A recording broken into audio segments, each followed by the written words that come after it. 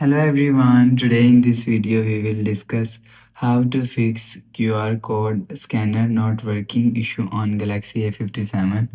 Let's start the video. If you want to fix this problem, go to app library. Here click on settings app. Now in settings, scroll down and click on apps. After click on apps, scroll down and click on camera. After click on camera, and if you want to fix this problem, so click on force stop and click on OK. Go back to home screen. You will see your problem is solved. But if it not solved, go to app library.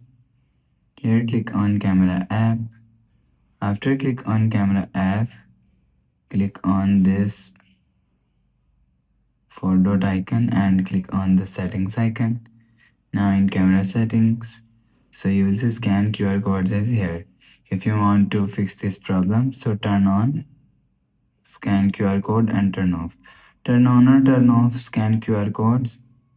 After turn on this button, go back to home screen. You will see your problem is solved. But if it's still not solved, click on settings app. Scroll down and click on apps. After click on apps, click on camera.